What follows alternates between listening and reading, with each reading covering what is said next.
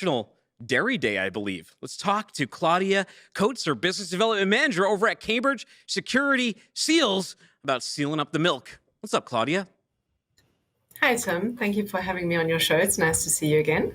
Is it as freezing where you are as where we are? It's we've kind of warmed up. Let's see, where are we at now? 23 degrees in Chattanooga.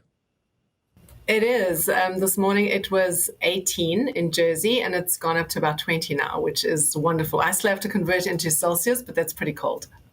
Wow. Well, when we're talking about National Dairy Day, we are talking about the United States dairy farms. They produce 21 billion gallons of milk annually. That's going to take a lot of seals to contain all that dairy and milk. How does Cambridge Security Seals get involved with this industry? What kind of seals y'all got?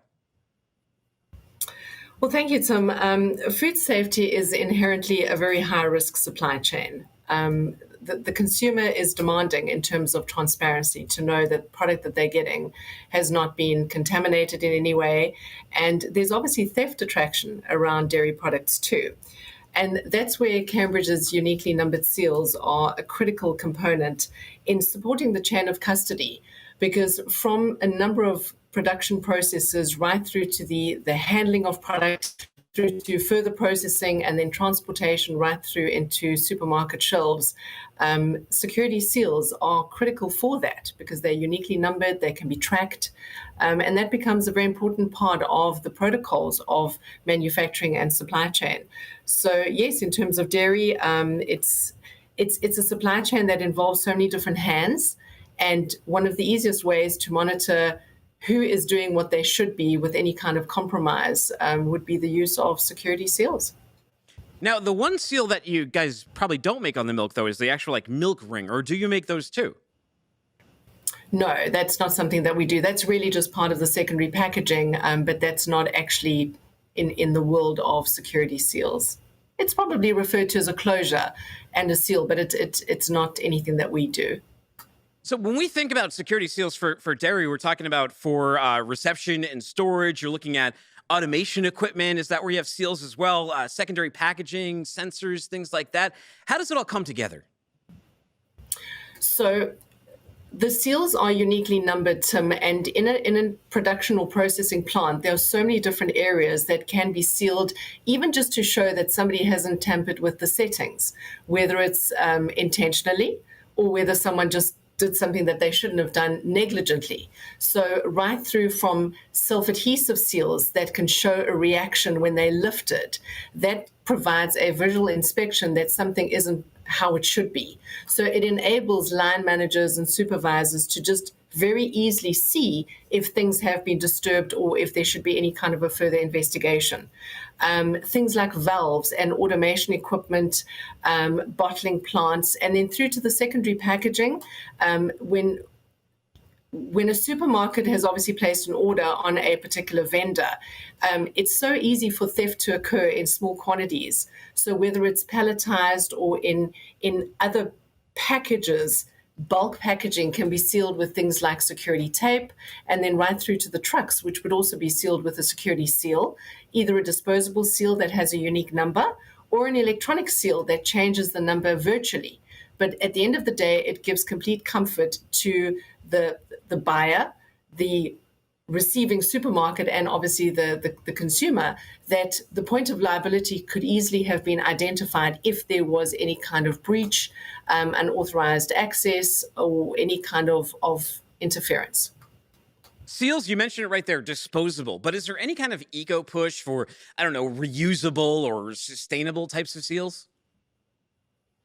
Tim, there is. In many ways, the market isn't that sophisticated yet. People do talk about it, and it becomes an agenda point in meetings. But to be honest, there isn't such a drive towards that yet. At Cambridge, we do manufacture seals from recycled material. So we do try and give second life to as many of our products that we can right here in Pomona, New York. And then we do have an alternative, which is an electronic solution for companies who are really intent on finding a greener solution. It's basically a lock that is fitted to the back of the truck, and it generates a virtual seal number. So you don't have an actual tangible product that has to be procured, shipped, stored, used, and then obviously disposed of. Interesting. How much is tech playing into seals right now? They seem like such a basic thing, but the way you're talking about them, it sounds like they're getting a lot more interesting. Tim, there are many solutions around, but many of them are still, in my opinion, cost prohibitive and unstable in the technology. You can get something that can do absolutely anything, but it's all related to cost and practicality. And something that we noticed, particularly post-COVID, was the churn of workers. So investing in an electronic solution that requires training and lots of sort of practice is redundant if you have a workforce that keeps on changing. And that's where seals are pretty simple to understand. You literally can have an intake of staff over a busy holiday period and explain with some basic tutorials how the seal works, how you should make sure that it hasn't been compromised. And it's easier for someone to learn and then obviously comply with. So technology has its place, but it's definitely not as prominent to eradicate the need for one-time use seals. You are on the business development side, so I'm curious, what makes someone decide to go to a new seal provider? What do the customers value in this space? What is like, I can't use these seals anymore, I got to go to Cambridge? That's a lovely question, Tim, and I think that speaks really to me. We are in such a commoditized business like so many others, and I think what really makes Cambridge stand out is the personable care. We really take the time to listen, and very often there isn't a gigantic difference between company A's plastic seal and our plastic seal. Our quality is superb. Yes, we're ISO certified. We really pay attention to so much of the innovation and the quality and the packaging, but I think we really and truly stand out, and we make that an absolute daily goal, is just the way that we take care of customers, taking the time to understand their pain points, and just saying to them, give it to us, we'll make sense of it for you, and you've got peace of mind. It's really something you shouldn't be spending an awful lot of time on, and let us do that. That's what we do well. That's what we love. I have one trivia question before I let you go. This is a National Dairy Day trivia question. How Are you going to catch me out? I don't know. I didn't know this one. This one surprised me. So even if you don't get it right, the audience will at least learn something. Cows have. Do I win $1 million if I get it right?